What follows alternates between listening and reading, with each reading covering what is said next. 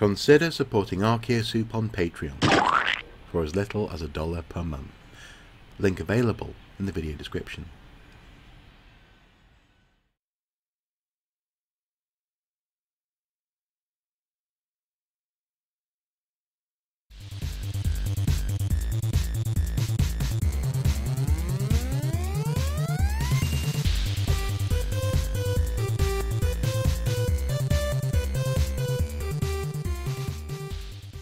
Hello and welcome back to another Digging the Game. In this series we play computer games as archaeologists, and boy are we in for a treat today. I'd just like to start by thanking Ubisoft for sending over a review copy of Assassin's Creed Odyssey for me to share with you today. And indeed that's what we're going to be doing, sharing my first thoughts and impressions on this game. I'd also just like to reassure you that I'm under no obligation to like the game, so you will be getting my honest opinions as we play. Now, this is a game that is the follow-up to Assassin's Creed Origins that came out last year, a game set in ancient Egypt, and its follow-up, Odyssey, is set in ancient Greece. And that obviously intrigued me. As an archaeologist who plays computer games, as an archaeologist, I absolutely wanted to try and play this game, and today I'm playing it on the PlayStation 4. Incidentally, I got a PlayStation 4 for my birthday. It's quite exciting. So I reached out to Ubisoft and they graciously sent over a copy for me to try out. Now, my history with Assassin's Creed is quite long. I've been playing the series since the very first game. My joint favourite games so far in this series have been Assassin's Creed 2 and also Assassin's Creed Black Flag, with the excellent Edward Kenway on the high seas as a pirate. A Welshman, in fact. I approve muchly. But here we are with King Leonidas of Sparta, 480 BCE. Have you ever gone fishing with your son? No, never. A soldier's life is all I've had the honor to know. I would have liked to have gone fishing with my son. It's quite nice to see a Leonidas not as Gerard Butler in this sequence. The real Leonidas in history was actually a second choice to the throne. His brother had gone mad and I think started to eat himself, and Leonidas sort of stepped into his shoes. So this was a king who wanted to prove his way in the world, and arguably that led to every breath that you have taken some of his actions. has led you to this moment. Every drop of blood, sweat and tear, all of it has led to where you stand right now. Persians come to make slaves of us all. I have a better idea. I say we drench the gods with their blood. What say you, Spartans? For our sons, for our daughters, for Sparta! Crucially, these guys are actually wearing armour as well. Even though the historical Spartans did actually avoid armour for as long as possible just before a battle. They hated it. They did wear it. Bronze armour and shields. And they also fought in a phalanx formation. Now, just between you and me, I have played this section previously, about 10 minutes ago. And immediately, it's a slight letdown, because actually let me just pause the video right here, because something has just happened, which is a huge error in this reenactment of Thermopylae. Never mind the phalanx formation.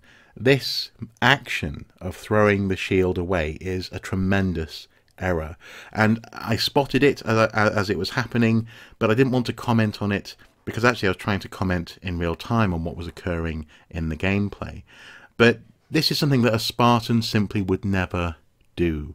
The Spartan wives and mothers would shout after men on campaign as they were leaving for battle, "Come back with your shield or on it." In other words, fight victoriously and come back holding your shield, or if you die, you die with that shield in your hand, and someone will bring your body back on the shield. No Spartan would throw away or drop their shield, because it implies that they've run away, because the shields were heavy, they're made out of bronze. You drop your shield, you've turned your back on the enemy, and you've fled. And if you went home without your shield, you would be cast out by your family. You've brought dishonour and shame upon everyone who knows you. So the king himself throwing his shield away is absolutely against the philosophy of the Spartans. But that's part of the style, I suppose, of this moment, and that's something I'm about to comment on. So let's get back into it. What we get is something akin to the movie The 300. This is a little bit Zack Snyder, because Leonidas is out of formation, whereas the Spartans, in fact, most of the ancient Greek ground troops had a supreme advantage in their phalanx formation, a tight formation of men with shields and long spears fighting as a single unit. But this is a computer game, so we've got to have some fun, I guess. So right one trigger is a light attack, or right one button, sorry, is a light attack. L1 and X is a bull rush. And it looks like if you press L1, it brings up a menu of other things you can do. For example, striking the ground in a slightly magical way there. You can kick people by pressing L1 and circle. And you can bring on what looks like a rage by pressing L1 and square. Anyway, I don't want to die in this sequence. That'd be very embarrassing. Now, when I first played this sequence, I found myself, if I'm honest, a little bit wanting it to be over. It's a bit repetitive. I'm just stabbing people over and over again, and this is not really Assassin's Creed as I know and love it. This isn't open world. There's no discernible mission, and these numbers that are coming up on the screen, while very RPG, very good in terms of, obviously building up some sort of stat, it doesn't seem to be, it seems to be halfway between a full Assassin's Creed experience and something which is basically a story element. Because this is the story of Leonidas at Thermopylae, and crucially his spear. So I want to rush this guy. There we go. But trust me, it does get better than this. Now, I did hear very good things about Assassin's Creed Origins. This is following years of having heard very bad things about the Assassin's Creed series. I had been enjoying it up until Black Flag, and then when it made its transition onto the 8th generation of consoles with the Xbox One and the PlayStation 4, I not only didn't have one of those consoles to play the games, but also I wasn't compelled to follow the franchise onto that generation of consoles. In some respects, I was quite surprised. I thought the Assassin's Creed games would be the games to get me to sort of gently talk to Mrs. Soup about how it might be a good idea to get a PlayStation 4. It's also a Blu-ray player, and it'd be really good for work. But it didn't. And that's not what ended up happening. Assassin's Creed Unity, in particular, was an infamous hot mess, actually, and I found myself not necessarily all that attracted to the notion of playing the game. But Ubisoft wisely went away, spent a couple of years off, as it were, from the relentless annual Assassin's Creed release schedule, and came back with Assassin's Creed Origins, set in ancient Egypt, and supposedly with a revamped approach to almost everything. If I'm honest, the gameplay of the Assassin's Creed franchise had become a little bit stale and a bit predictable, shall we say. And that's really what I'm looking for in this game, is something which is, as a gamer, as someone who's playing the game, something which is a bit less predictable, a bit more, I suppose, like life.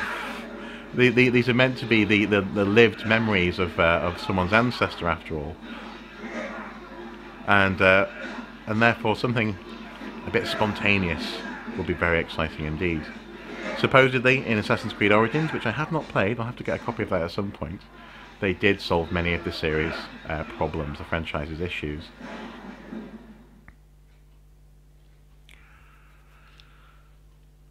And in this instance, I'm not entirely sure this is the best way to start this game. Because when I first played it, I wasn't being shown, as it were, the fix to the franchise's issues. I was intrigued, however, and the intrigue continues. Press R to lock on. Dodge. Light, light, light, light. Extend your dodge, okay? Now, the narrative of the Persians coming to enslave the Greeks and generally being comparatively ignorant compared to the enlightened Greeks who have democracy and so on and so forth is it's a slightly tired stereotype. It's certainly one that's been criticised in recent times as being one that simply continues the stereotype of Eastern mysticism and Western logic. But this was a very dramatic time in Greek history, and certainly for the Greeks, they felt it was crucial to their identity. And well, more to the point, as a bunch of Greek city-states, it was events like this that actually solidified their identity as Greeks, as people with shared common values. I think Herodotus once described the Greeks as different people who share common customs and beliefs. They build temples, they sacrifice to the gods, and they sail the sea, they trade. And as much as the Spartans certainly had opinions about the other Greek city-states, they nonetheless understood and recognised that there was more that held them in commonality with their, for example, Athenian cousins than separated them. And there we go.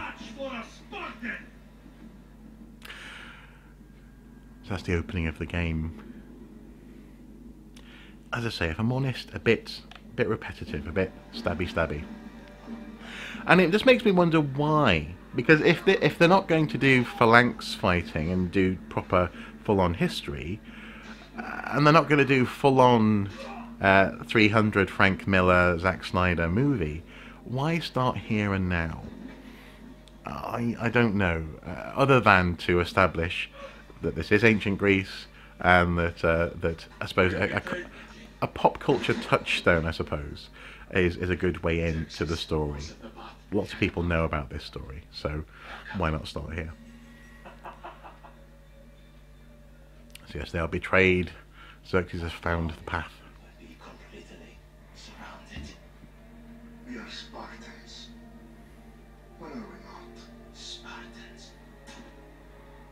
That word will mean nothing when Xerxes wipes your bloodline from the face of the the game is rated rated for not necessarily for children. Tomorrow. Today, the world will remember. And he's not wrong. He's not wrong. The world did remember the next day. Largely through the writings of Herodotus. And here we have an archaeologist. Goodness me. Wow, this is big, Layla. Do you really think it's the spear? This is the one. The book was almost right on top of it. I've never been so lucky in my life. Although she didn't record the context. As far as I can tell, there are no photos or drawings there. I mean, the book could be just out of Victoria. You're the boss. Now, in that I'll prep it sense, for you. I am aware now that there probably is catch-up to have been done in terms of having played Origins or not. Presumably these characters were in that game. So, worth noting, I've made some changes since you're last in here. Okay. There's no keeping up with the tech industry these days. I can crank up the simulation to maximum sensory synchronization if you're up for it. So in other words, how hard do I want the game to be? I will go for a standard experience for players who are familiar with RPG mechanics. Being careful how you choose and upgrade your abilities and gear is important to remain efficient across the game. Yes, I'll do that. Let's take this one step at a time. Understood. If you're looking for something a little more intense, I can always adjust the settings for you later. This bit will let me know how much information will be fed to you during your time in the Animus. Guided mode, a more traditional experience. Markers are displayed at all times and quest objectives are given to you automatically. Exploration mode, a newer approach to playstyle. The user must investigate the world to uncover targets and quest objectives. This is the way Assassin's Creed Odyssey is meant to be played. I'm going to try that. I've got this. A little autonomy never killed anyone. At least, I don't think so. It's quite a good idea, Just let actually. me know if you need assistance. Encouraging you to actually explore and interact with the world. If this book is right, this spear, this story, it will change everything. You're putting a lot of faith in a fairly unreliable source. Historian or not, this guy wrote about magical objects and the will of the gods. He's not Homer. Herodotus was the first recorded historian, so there's a lot more truth in that text than you think. I mean, what better way Herodotus was to the first Isu artifacts recorded than by historian. I like the an actual descendant? I know. circular but nature of that. trust me. You could be right. This spear, this book, it could all be crap. But something tells me it isn't, and I'm certainly not going to let Abstergo find out first. You're right. We haven't got much to lose anyway. There's just one small problem. What is it? This manuscript is in rough condition, to say the least. The DNA found on the spear has identified 2 different individuals. You're going to have to pick which strand of DNA to pursue. The choice is yours. Oh, okay. So on the spear there's 2 bits of DNA. There's a male and a female. And I know in recent Assassin's Creed games, Unity in particular, there was controversy where Ubisoft claimed that it was too difficult to make an in-game model of a female character. Goodness knows why. Perhaps boobs are just much more difficult to have in the game. Whereas we have now a choice. We can play as a male or a female in the main story mode. Now, I have started the game as a male previously, so I'm going to start just now as Cassandra. And I want to know if there's any difference in terms of how she is actually treated as a woman in ancient Greece. I have a good feeling about this. All right, boss. We're finally good to go. 431 BCE, here we come. The start of Peloponnesian War. Good luck in there. No pressure or anything, but we're all depending on you. Abstergo isn't going to win this time. If what the book says is true, we do actually find the artifact. So the Assassin's Creed tradition of a slightly convoluted story continues. Oh, Victoria, read the book. It holds the secrets I won't be able to find on my own when I'm in there. Aye, aye, Captain. And off we go. Live or let die. The Greeks did not generally kill unwanted children because doing so. And the tip's gone away. That's good though. Little historical tidbits, maybe challenging our preconceptions about the time and place that we're exploring. That's a welcome addition, as opposed to simply giving us gameplay tidbits. That's nice. Cephalonia Island.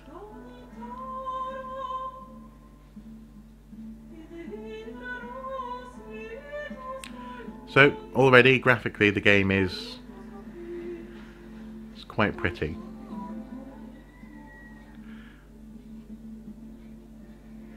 Oh, it's that loading moment there.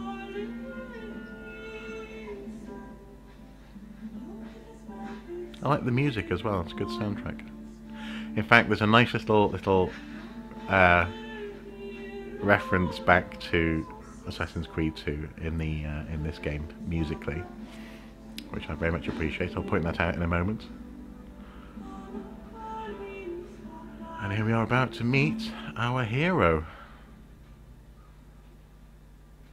Our hero with a pet hawk.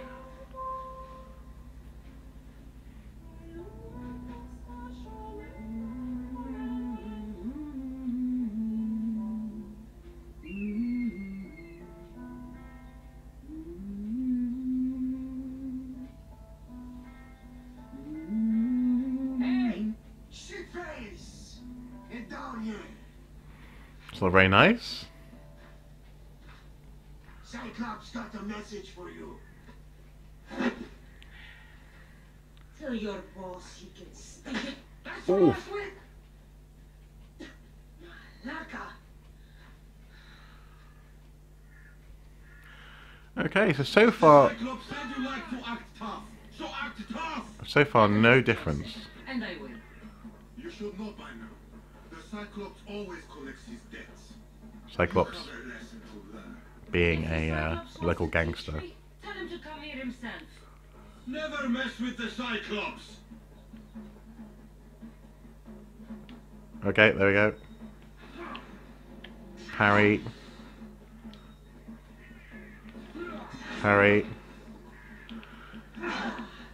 So the combat is somewhat improved. It's not simply hold a button to take a combat stance and then mash to win.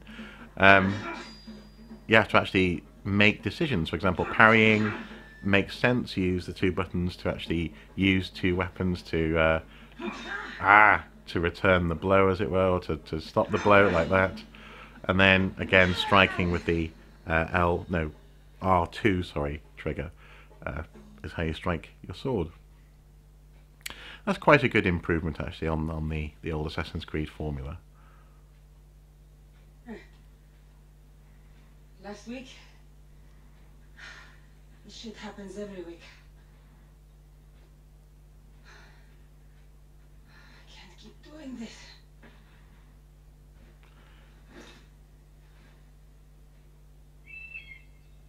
Nah. Thanks for the warning.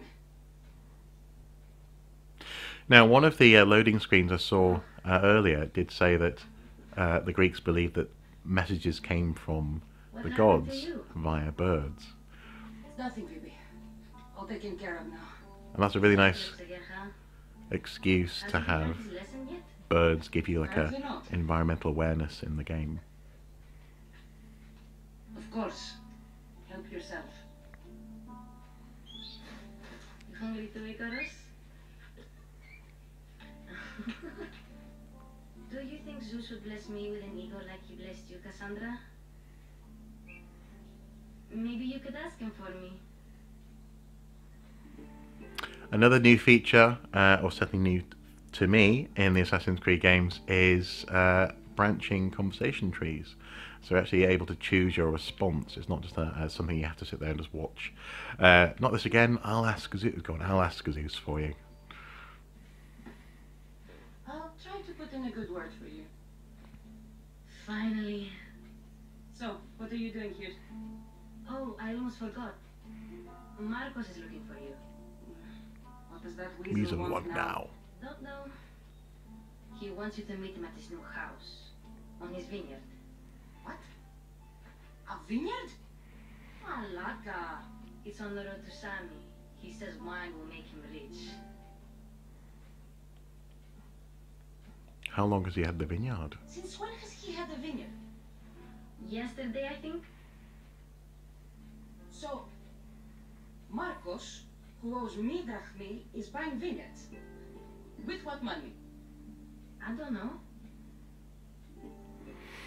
Where on the road to Sami? Where can I find Marcus's new, beautiful estate? You know the statue of Zeus on Mount Ainos? It's south of that. Okay, I'll go find him. Well, I guess I owe Marcos a little visit. Thank you, Phoebe.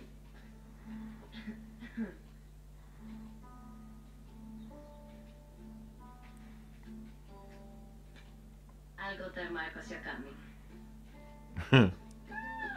I do appreciate this, that you have children playing. She says she's running off there with a toy bird. That's often something that's neglected in film and media of all sorts.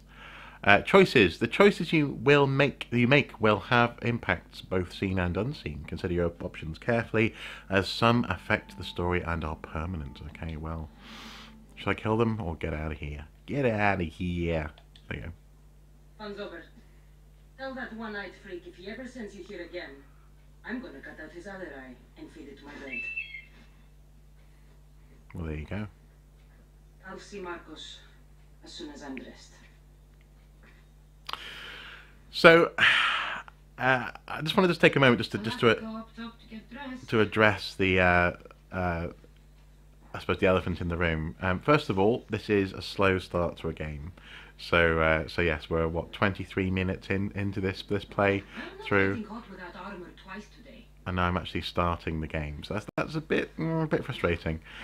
But the other elephant that in the room, the one that I was most curious about, was in fact whether or not there'd be a difference between Marcos and Cassandra.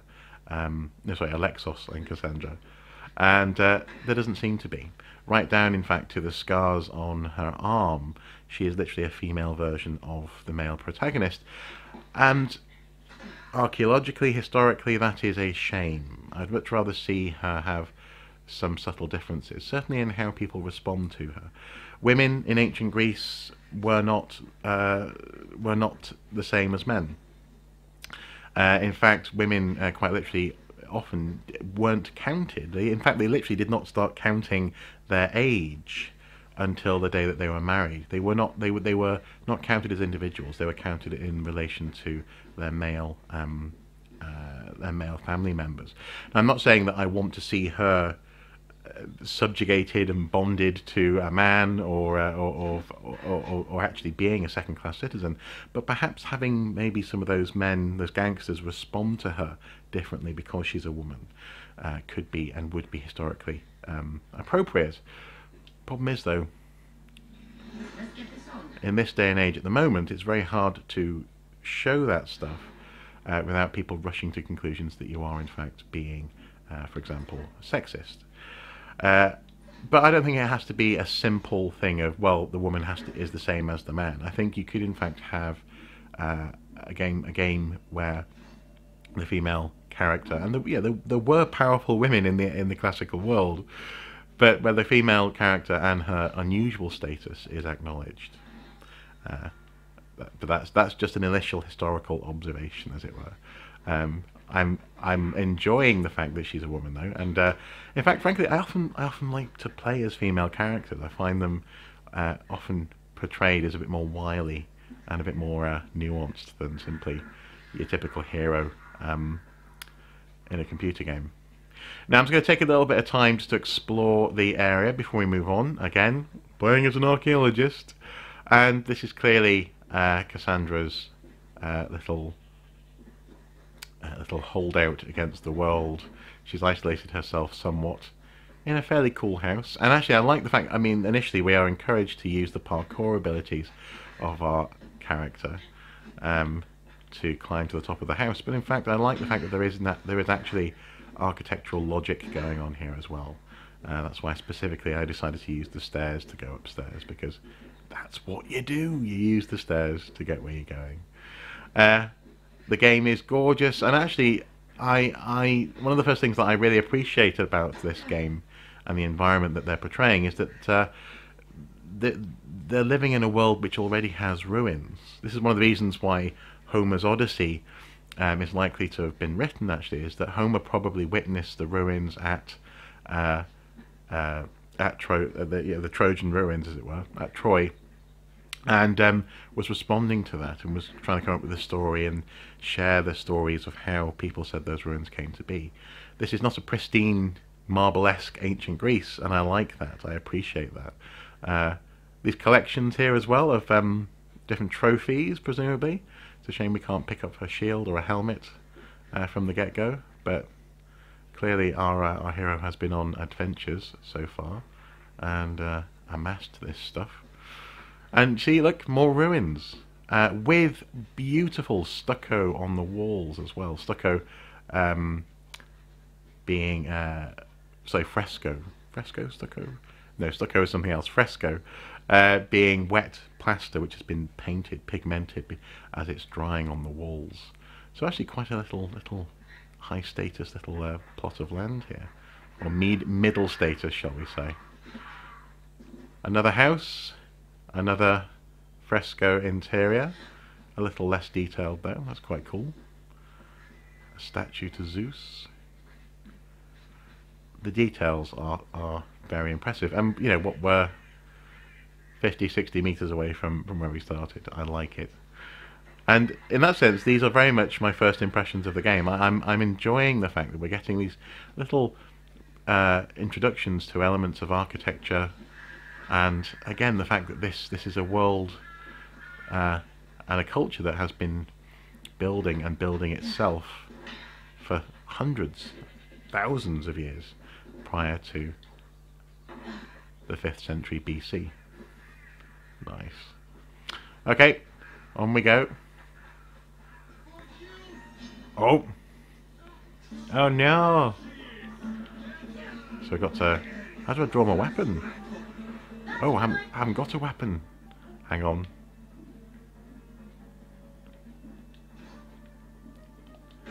That's better. That's more like it. And dodge. There we go. So you get a little bit of slow-mo when you dodge, so you get a bit of an advantage, which is pretty good. That's enough to lock onto someone. There we go. The combat is, as I say, much more satisfying and takes a little bit of thought, which is appreciated. As I say, it was very easy to be extraordinarily overpowered and also a little bit unthinking in previous iterations of Assassin's Creed. Oh, there's someone firing arrows at me.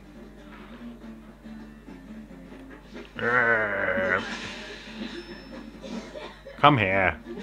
Oh, they're firing gassy green stuff at me. So we've discovered the vineyard. I'm going to press up on the D-pad to call my eagle.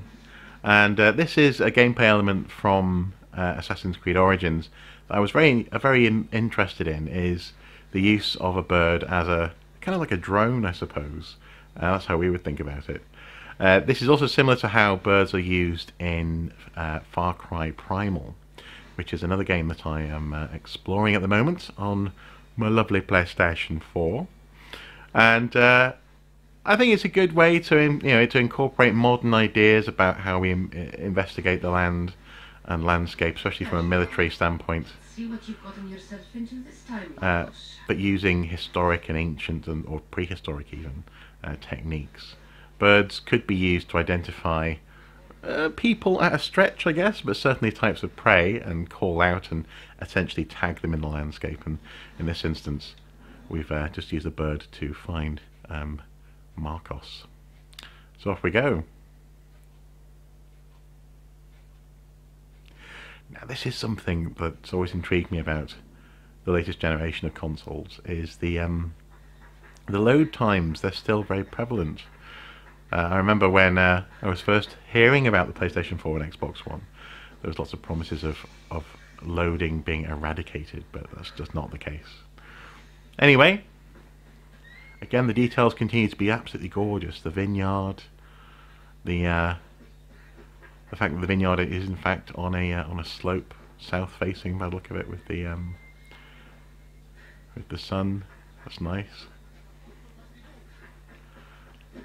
I'm taking a slightly unconventional route just because I'm curious about how she's going to traverse the landscape. That's good. Now actually, just before we go and see Mr. Marcos, I wonder if it's clear whether or not these people are slaves or workers.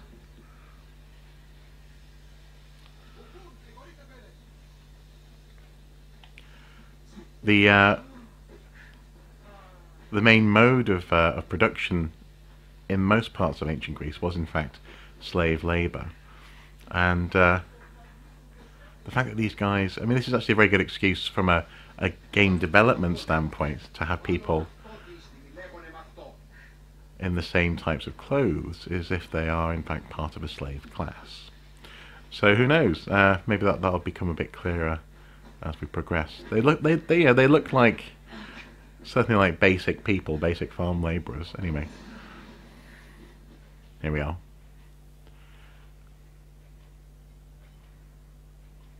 Boss, I keep telling you can't do that.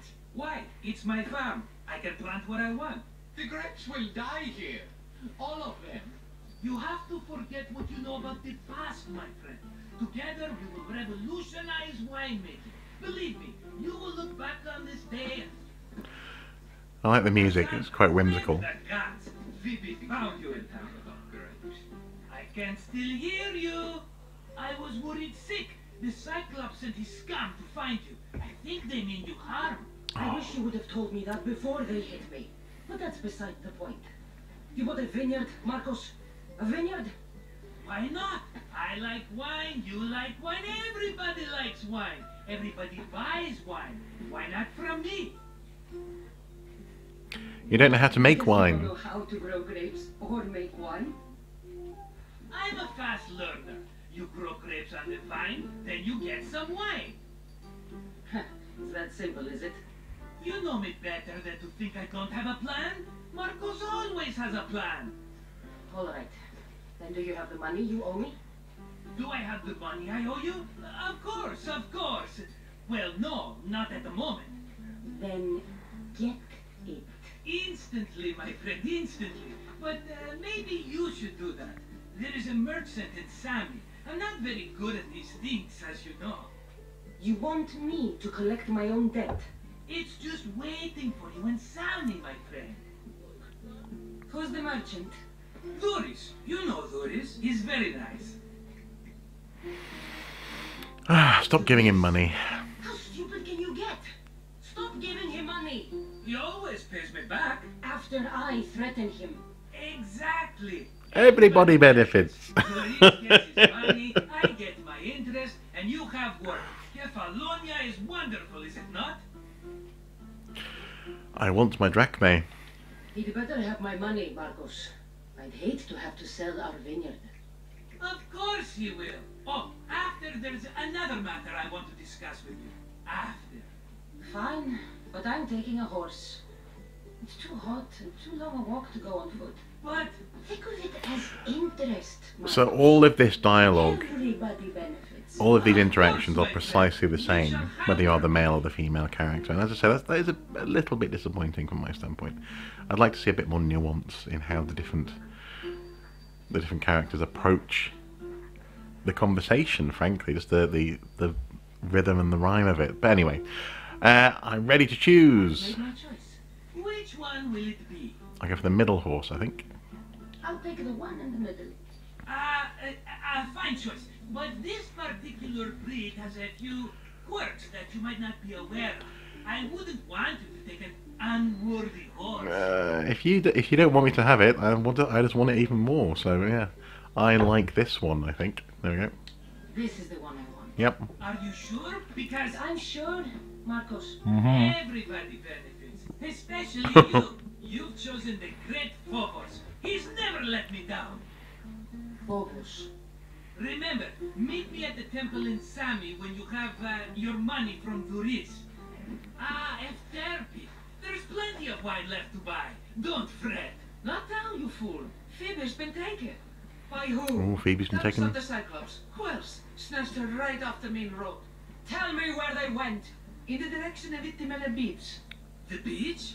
Can she swim? I'll get her.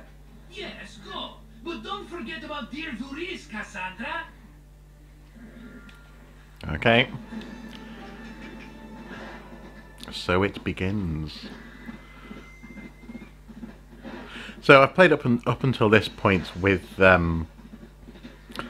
Alexios, our male main character, and so from here on, it's all new to me.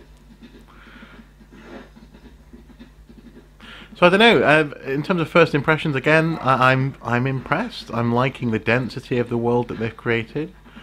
It all does ring quite true, and I like that. I appreciate that. I'm curious to see how the rest. I mean, because the map in this world is just immense. If we just quickly have a look at that, it's quite a big place. Achaea, Corinthia, Arcadia, so all the way down to Laconia, or the Spartan province, city-state. It is quite a world, and I'm looking forward also to seeing how the sailing is incorporated. That was something which I very much appreciated in Black Flag, in the Pirates game that they put out, and something which was apparently slightly disappointing in Assassin's Creed Origins. Presumably, they must have got that spot on. If you're sailing the Aegean, then you've got to get that right. Speaking of the Aegean, the wine dark sea, there she is. So I need to sneak up on them. Okay. Can I get off my horse? Come on. Oh.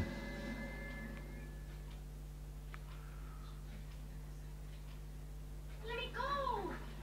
Suck it! Or I'll tighten those ropes! She'll make good ransom drachmi for the Cyclops. No one's gonna buy me from you. They're all poor. Quiet, Phoebe. Now that's something as well, the buying and selling of people. Oh, detection. Enemies will investigate if they spot you in a restricted area. Crouch to become less visible with the circle button. Okay, crouch. Tall grass will keep me hidden. Oh, someone spotted me. Oh. Assassinate with the triangle button. Well, that worked quite nicely. The buying and selling of people in the ancient world is something which has always intrigued me. And I say that in so much as conversations like that, people won't buy me, or people won't, you won't get a good price for me, are ones that did happen. For example, we know that, well, supposedly, according to myth anyway, the myth that Caesar wrote for himself to a certain extent, he had a conversation with some pirates who kidnapped him when he was a boy, where he basically tried to get them to get a better price for him, and then when he was rescued, he had them all killed. So this weird relationship between captor, a sellable asset, as it were, in terms of a captured human being, and the conversations that come out of that. That's real. That's genuinely something that did happen in the ancient world. How do I get their attention? Ooh.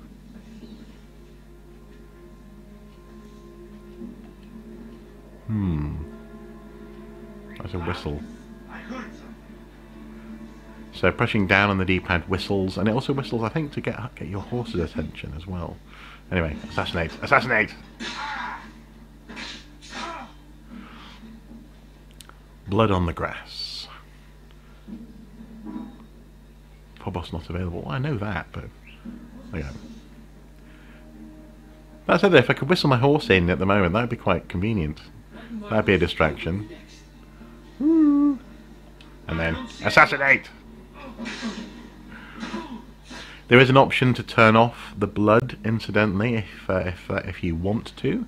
I noticed that in the settings, which is it doesn't particularly bother me, but it may well bother some people who play this game and who watch this channel. And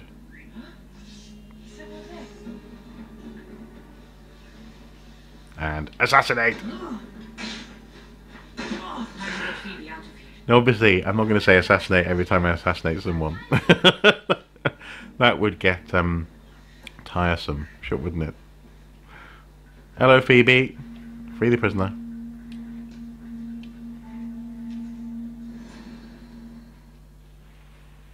Are you alright? It wasn't so bad. Last time it put a cloth in my mouth so I stopped biting. Phoebe, just be careful. You're alone now Since my parents died, I'm okay. I've got you, and you've got me and Marcos. We're your family, right?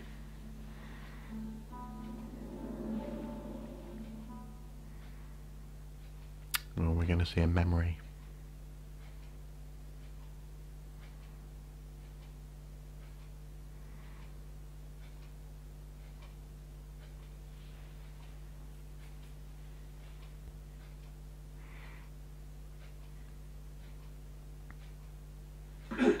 You'll have to be stronger than that.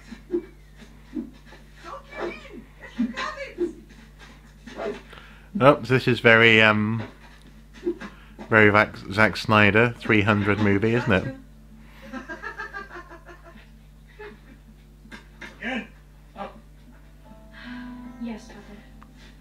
Spartan rises as soon as they have fallen. Of course, she's a Spartan. Yeah. Ready your stuff. Again, yeah, I get it is a popular cultural touchstone, but it might have been interesting to play a different Greek, a different member of a different city-state, perhaps. But anyway. Good. Good. Approach me. That's enough, Nikolaos. The sun's going down. Time to eat, don't you think? I'm going to ignore the question of whether or not a father would train his daughter to fight. That would be down to the family, broadly And speaking. what a feast he will be. No, not him. Take me instead. I'm tasty. Yes, yes, you're all sweet as honey. Now, come inside.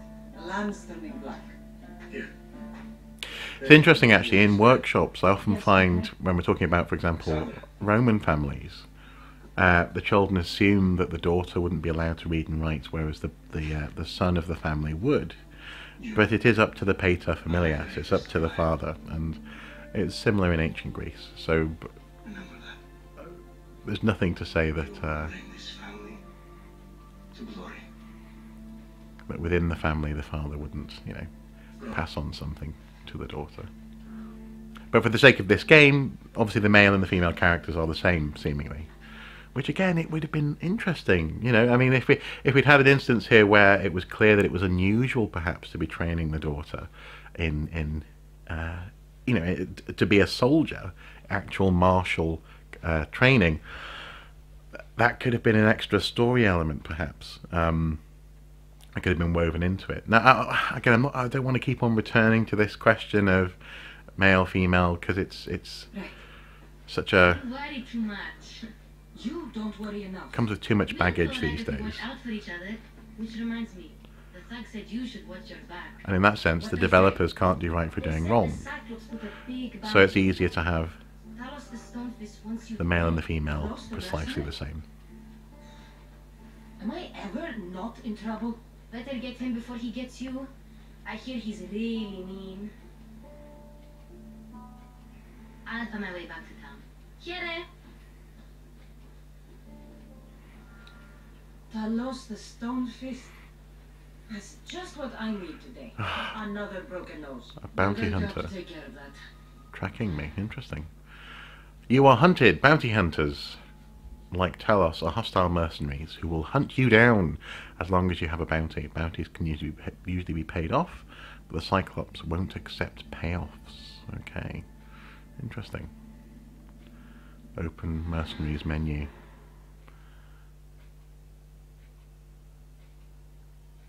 Okay, Talos the Stonefist. That's what it looks like. Fair enough. We'll close that. Let's just see what's inside this box. Let's loot the box. A fight with Talos. Oh, and a nice new bit of clothing. Let's put that on, shall we? Inventory. And, will that be here? Oh, I need to be level 3, and I'm currently not level 3.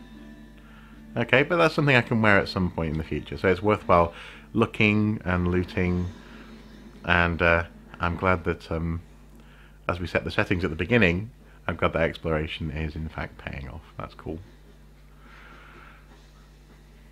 So, I think for a first impressions video, we should probably leave it there for now. I've clearly got a lot to do in this game, a lot to familiarize myself with, and a lot more therefore to eventually talk about and introduce you guys to. But I am so far quite impressed. I love this this rendition of the Aegean. Gorgeous. Or if it's not technically the Aegean, it's very close to the Aegean, isn't it? It's close enough. And a boat being built on the beach. I like it. Hopefully you guys have enjoyed this little insight into the opening moments of the game.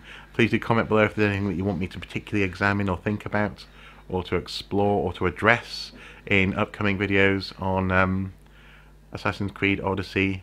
But yeah, I am chuffed to be making my return to the Assassin's Creed franchise. I have always been a bit of a fan, he says, knowing full well what's just over there behind me. But I'm now actually really happy and really excited to be able to explore what Ubisoft have been up to in terms of developing that whole model for this particular franchise. And again, thank you to Ubisoft for that review copy. As ever, guys, until next time, do take care. Bye bye.